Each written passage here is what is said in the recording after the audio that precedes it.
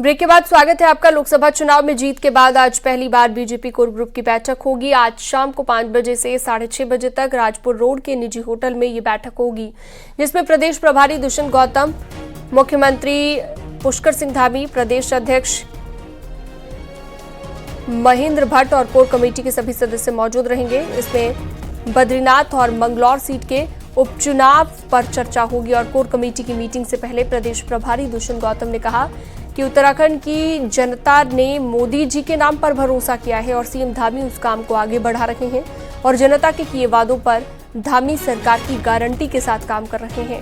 वहीं प्रदेश अध्यक्ष महेंद्र भट्ट ने कहा कि जीत और हार का विषय नहीं होता, बीजेपी हर चुनाव के बाद समीक्षा करती है, इन बैठकों में उसी की समीक्षा होगी।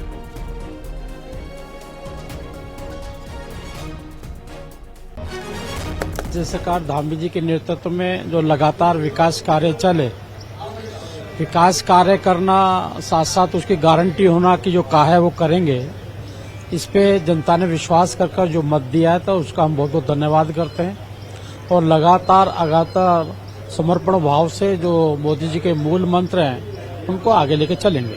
पूरी टोली आज, क्योंकि विस्तारक हमने प्रत्येक अपने विधानसभा लोकसभा भेजे थे, उनसे हम चर्चा करने वाले हैं।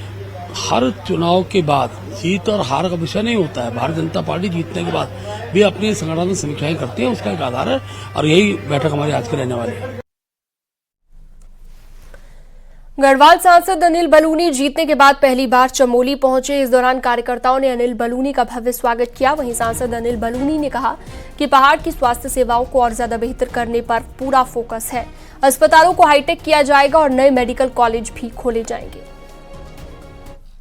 स्वास्थ्य सुविधाओं पे काम करना है मेरे रुचि का भी है और मुझे लगता है जन कल्याण के लिए जरूरी भी है। आप मान के चलिए कि गोपेश्वर में जितनी भी मांग है, चाहे हमारा जो स्वास्थ्य सुविधा हो उसको बढ़ाने की बात हो, अस्पताल के उच्चीकरण की बात हो, मेडिकल कॉलेज की बात हो, जितने भी विषय हैं इन सब पर हम विचार कर रहे हैं। जल्दी एक बार भारत सरकार के जो मानक है उनको बात करके भारत सरकार के मानक में भी हर जिले में एक मेडिकल कॉलेज बनाने का लक्ष्य भी है।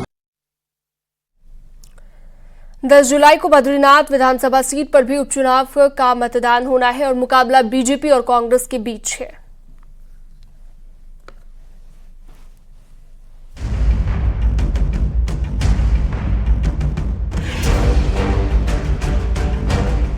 बद्रीनाथ विधानसभा चुनाव को लेकर बीजेपी ने कांग्रेस छोड़कर बीजेपी में शामिल हुए राजेंद्र सिंह भंडारी को प्रत्याशी बनाया है, लेकिन राजेंद्र सिंह भंडारी के लिए राह आसान नहीं लग रही है। राजनीतिक विशेषज्ञों का कहना है कि मतदाता एक बार फिर से साइलेंट हो चुका है। लोग स्पष्ट तरीके से किसी भी पार्टी के समर्थन में नहीं दिख रहे हैं। इस बार ये पहला चुनाव होगा जिसका मत प्रतिशत 50% से कम रहने वाला है। बद्रीनाथ विधानसभा में लोकसभा में मत प्रतिशत जितना रहना चाहिए था उतना नहीं रहा अन्य वर्षों की अपेक्षा। गत विधानसभा में भी 65 से 60-65 के प्रतिशत मतदान रहा है, लेकिन इस बार ये स्थिति नहीं बन रही क्योंकि शीतकाल में चुनाव होने पर लोगों में थोड़ा उत्साह रहता है, लोग अपने घरों में रहते हैं, वोट डालने जाते हैं।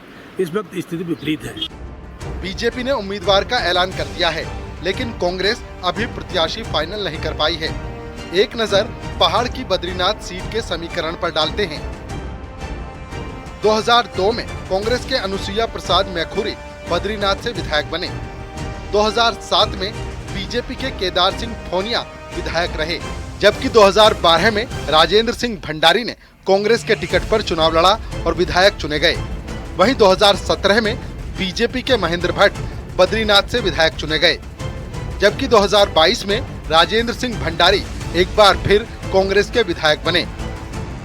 लेकिन 2024 लोकसभा चुनाव से पहले राजेंद्र सिंह भंडारी कांग्रेस छोड़कर बीजेपी में शामिल हो गए और अब उपचुनाव के रण में हैं।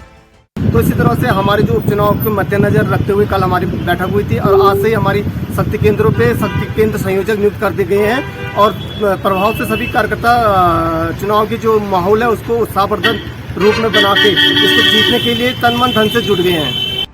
बद्रीनाथ सीट पर पहली बार हो रहा है, ऐसे में कांग्रेस और बीजेपी के बीच सीधी टक्कर है। चमोली से न्यूज़ 18 के लिए नितिन सेमवाल की रिपोर्ट। खबरों का सिलसिला जारी है, वक्त छोटे से ब्रेक का।